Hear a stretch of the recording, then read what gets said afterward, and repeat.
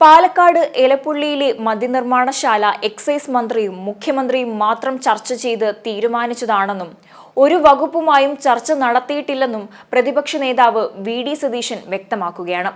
മാറിയ മദ്യനയപ്രകാരം ബ്രൂവറിക്ക് അനുമതി നൽകിയത് ആരും അറിഞ്ഞില്ല.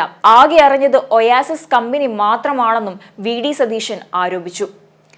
താൻ പുറത്തുവിട്ട രേഖ വ്യാജമാണെന്ന് സർക്കാർ പറഞ്ഞിട്ടില്ലെന്നും ഒയാസിസ് കമ്പനിക്ക് വേണ്ടിയാണ് സർക്കാർ മദ്യനയം മാറ്റിയതെന്നും അദ്ദേഹം പറയുന്നു. മദ്യനയം മാറും മുൻപ് അവർ അവിടെ സ്ഥലം വാങ്ങി.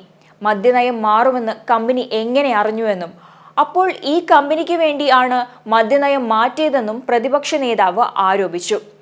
മദ്യനയം മാറിയത് കേരളത്തിൽ ആരും അറിഞ്ഞില്ല, എന്നാൽ മധ്യപ്രദേശുകാർ അറിഞ്ഞു. കോളേജ് നിർമ്മിക്കാനാണെന്ന് പറഞ്ഞാണ് ഭൂമി വാങ്ങിയത്. പിന്നിൽ അഴിമതിയാണെന്നും വി.ഡി. സതീശൻ ആരോപിച്ചു. ഡൽഹി മദ്യനയ കേസിൽ പ്രതിയാണ് കമ്പനി. ഈ കാര്യങ്ങളൊന്നും മന്ത്രി പറഞ്ഞില്ല. ഇതിനു പിന്നിൽ ദുരൂഹമായ ഇടപാടുകൾ നടന്നിട്ടുണ്ടെന്നും അദ്ദേഹം പറഞ്ഞു. ഭൂഗർഭജലം മലിനമാക്കിയതിലെ പ്രതിയാണ് ഒയാസിസ് കമ്പനി. ഈ പ്ലാന്റിന് ഒരു ദിവസം 50 ദശലക്ഷം മുതൽ 80 ദശലക്ഷം ലിറ്റർ വരെ വെള്ളം ആവശ്യമുണ്ട്. കമ്പനിക്ക് വേണ്ടി വാദിക്കുന്നത് മന്ത്രിയാണ്.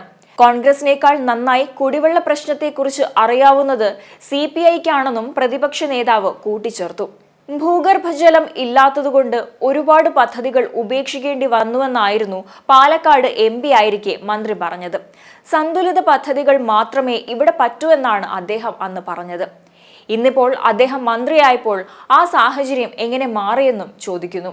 ഭൂഗർഭജലം കുറവായ സ്ഥലത്താണ് വെള്ളം അസംസ്കൃത വസ്തുവായി ഉപയോഗിക്കുന്ന ബ്രൂവറി തുടങ്ങാൻ പോകുന്നത്. ബ്രൂവറി വന്നാൽ പാലക്കാട് വലിയ ജലക്ഷാമമുണ്ടാകും. ജലക്ഷാമം കൊണ്ട് പല പദ്ധതികളും ഉപേക്ഷിക്കേണ്ടി വന്നുവെന്ന് പാലക്കാട് MP ആയിരിക്കെ പറഞ്ഞ ആളാണ് MP രാജേഷ് എന്നും വി.ഡി. സതീശൻ കുറ്റപ്പെടുത്തി. അരിയാണ് സ്പിരിറ്റ് ഉണ്ടാക്കാൻ പദ്ധതിയിൽ ഉപയോഗിക്കുക. ഇത് CPM കേന്ദ്ര നയത്തിനും എതിരാണ്. ആരോപണങ്ങളോട് ഇതുവരെ കമ്പനി പ്രതികരിച്ചിട്ടില്ല. അവർക്ക് വേണ്ടി വീറോടെ വാദിക്കുന്നത് എക്സൈസ് മന്ത്രിയാണ്. പദ്ധതിക്ക് GST ഇല്ല എന്ന് മന്ത്രി മനസ്സിലാക്കണം. 210 കോടി GST നഷ്ടം വന്നത് തെറ്റായ പ്രചരണമാണെന്നും പ്രതിപക്ഷ നേതാവ് പറഞ്ഞു.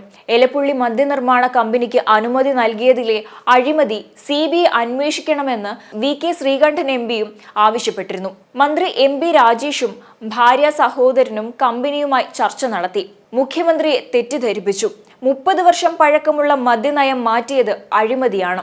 2022 ഒയാസിസിന് അനുമതി നിഷേധിച്ചു. പിന്നീട് ഒയാസിസിന് വേണ്ടി മദ്യനയം തന്നെ മാറ്റം വരുത്തി അനുമതി നൽകിയെന്നും അദ്ദേഹം ആരോപിച്ചു.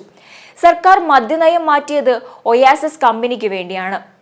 എക്സൈസ് മന്ത്രിയും മുഖ്യമന്ത്രിയും മാത്രം ചർച്ച ചെയ്ത് തീരുമാനിച്ചുവെന്നും ഡൽഹി മദ്യനയ കേസിൽ പ്രതിയായ കമ്പനിക്ക് വേണ്ടി വീറോടെ വാദിക്കുന്നത് എക്സൈസ് മന്ത്രിയെന്നും പുറത്തുവിട്ട രേഖ വ്യാജമെന്ന് മന്ത്രി പറഞ്ഞിട്ടില്ല എന്നും വി.ഡി. സതീശൻ വ്യക്തമാക്കി.